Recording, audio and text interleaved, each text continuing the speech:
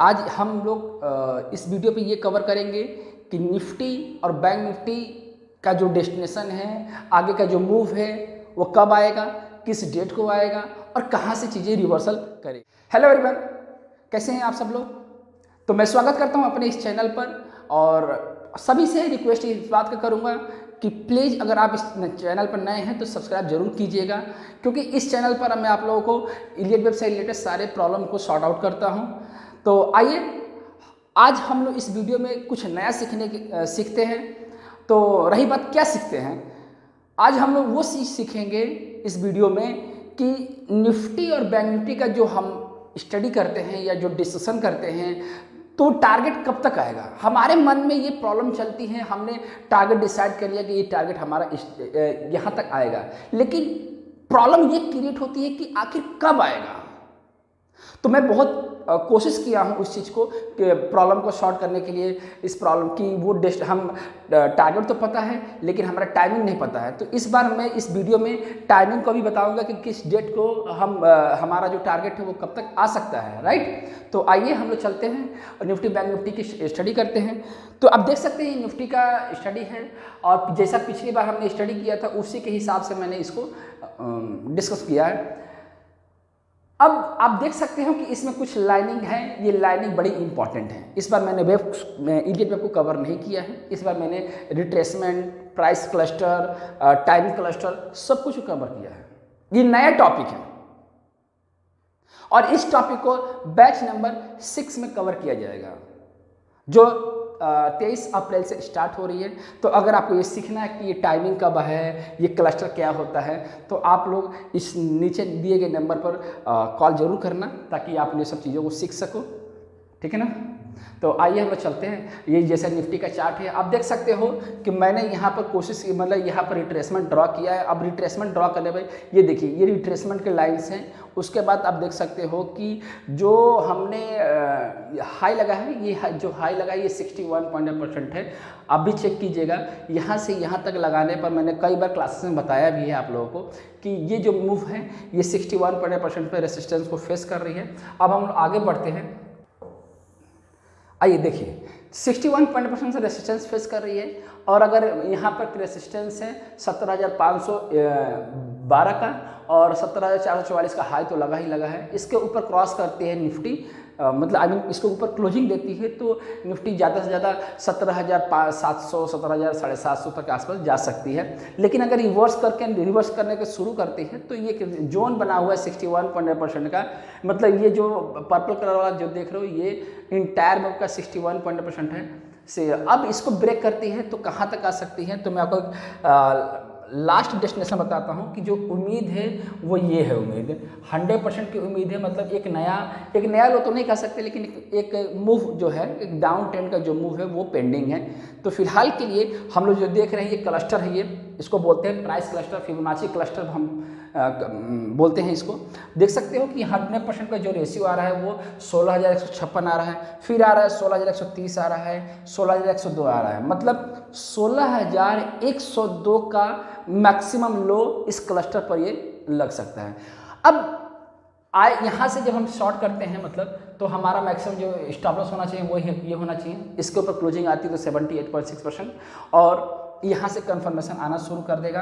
तो धीरे धीरे ये भी एक छोटा सा क्लस्टर यहाँ भी है 16,631, 16,626 के आसपास, लेकिन फाइनल क्लस्टर जो है ये यहीं पर मैच कर रहा है।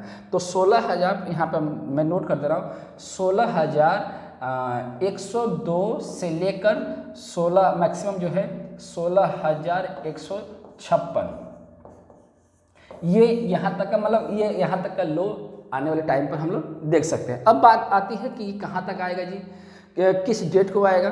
तो आप देख सकते हो ये जो मैंने कोशिश किया इसको ड्रॉ करने के लिए, तो यहाँ पर मैं आपको दिखाऊंगा। देखो आप देख सकते हो कि ये जो मैंने पहले भी डिस्कशन किया था कि जो रिवर्सल का डेट है वो आने वाले टाइम पर हम रिवर्सल 16 तारीख से 16 मार्च का मैंने डेट दिया था और उसके बाद मैंने 25 तारीख का डेट दिया था। तो 25 तारीख को डेट में हम आप यहाँ पर देख सकते हैं कि यहाँ पे कंफर्मेशन की तरह 25 मार्च को रिवर्सल आई है। अब बारी आती है कि कम से कम कितना टाइम पीरियड लेगा इस टाइम को आने के लिए, 16,116 इस क्लस्टर पर आने के लिए प्राइस कम से कम कितना टाइम लेगी, तो कम से कम वो 8 अप्रैल का टाइम लेगी कम से कम। और ज़्यादा से ज़्यादा वो टाइम कितना लेगी अगर वो आती है तो ये आएगी 29 अप्रैल को। मतलब 8 अप्रैल से लेकर 8 अप्रैल को एक डेट है, आप देख सकते हो यहाँ पर। और दूसरा डेट जो मिलेगा आपको, ये मिलेगा तकरीबन 22 अप्रैल को और 26 अप्रैल को, और यहाँ पर 29। मतलब ये स्ट्रॉन्ग क्लस्टर है। मतलब यहाँ पर तो आना ही आना, इस डेट पर तो प्राइस को मूव करना, मतलब जो भी प्राइस का मूव आएगा वो इन्हीं सारे डेट्स पर के आसपास आना चाहिए। तो अब क्या करना है, अब अलर्ट रहिएगा कि इस टाइम पीरियड पर अगर कोई भी रिवर्सल के आसपास आता है तो आपको प्राइस में एक्यूमुलेशन दिखाई देगा। ठीक है, तो मैं उम्मीद करता हूँ कि इस निफ्टी के टाइम जोन में आपको कुछ नया सीखने को मिला होगा। अगर आपको कुछ समझ में नहीं आएगा तो ज़रूर से ज़रूर आप मुझे कमेंट करके बताइएगा, ताकि मैं इसको फिर से एक्सप्लेन कर सकूं। अब हम बात करते हैं बैंक निफ्टी की। तो बैंक निफ्टी का चार्ट में लगा देता हूं। आप देख सकते हैं कि बैंक निफ्टी को भी मैंने यहाँ पर अप्लाई ऑलरेडी कर रखा है। यहाँ पर केवल मैंने टाइम जोन ही लगाया है। तो अगर जैसा उसमें रिवर्सल आता है तो इसमें भी रिवर्सल आने के चांसेस बनेंगे। आप देखिए यहाँ पर केवल रिट्रेसमेंट, मैंने यहाँ से यहाँ तक रिट्रेसमेंट डाला हुआ है और प्राइस को यहाँ से टूट के भी आई है। और जब टूट के आ रही है तो हम उम्मीद कर सकते हैं कि आने वाले टाइम पर हम बैंक निफ्टी को जो है 61% और ज़्यादा से ज़्यादा वो 78.6% तक को प्राइस आ सकती है। और ये इसका फाइनल लो है। जब ये टूटेगा तो नया मूव बनेगा। फिलहाल आप 61% और 78.6% तक का डेस्टिनेशन लेकर हम लोग चल सकते हैं, जो तकरीबन बन रहा है 33,940 और 33,155 का लो लग सकता है आने वाले टाइम पर। अब बारी आती है कि ये डेस्टिनेशन कब तक आएंगे जी। तो मैं आपको बता देता हूँ कि ये डेस्टिनेशन कब तक आएगा। आप यहाँ पर देखिए, ये अब इसका रिवर्सल डेट था 23 मार्च, जो 16 मार्च का था, लेकिन ये 23 मार्च को आया। अब हम इसका जो डेट निकाल रहे हैं तो ये डेट आ रहा है 5 अप्रैल। मतलब अगर ये 50% या 61% का जो 61% या 78.6% का जो लो लग रहा है, ये 5 अप्रैल को कम से कम लगेगा। और उसके बाद जो लो लगेगा वो 7 अप्रैल को लो लग सकता है, और ज़्यादा से ज़्यादा इसमें 8 अप्रैल का लो लग रहा है। तो निफ्टी का और बैंक निफ्टी का जो फाइनल डेट आ रहा है वो आ रहा है 8 अप्रैल को। तो 8 अप्रैल को हम लोग उम्मीद लगा रहे हैं कि आने वाले टाइम पर एक नया लो नहीं, मतलब एक लो लग सकता है। अब जब तक ये लो नहीं टूटेगा ये वाला, तब तक हम लोग कुछ नया मूव नहीं देंगे। इसके टूटने के बाद ही देखा जाएगा।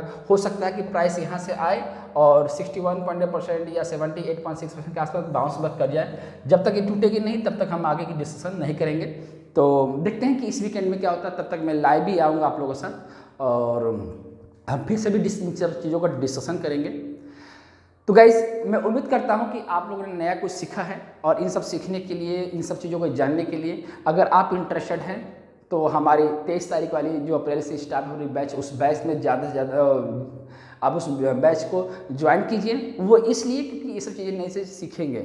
और इसमें आपको ये मैं बता दूं कि इस कोर्स में आपको कम से कम 2 महीना लगेगा। याद रखिएगा, ये स्मॉल चीज़ नहीं है। इसको सिखाने के लिए, बताने के लिए मुझे टाइम देना पड़ता है। ठीक है गाइस, तो मिलते हैं बैच में, मिलते हैं अपने क्लासरूम में। तब तक अपना ख्याल रखिएगा। Love you everyone.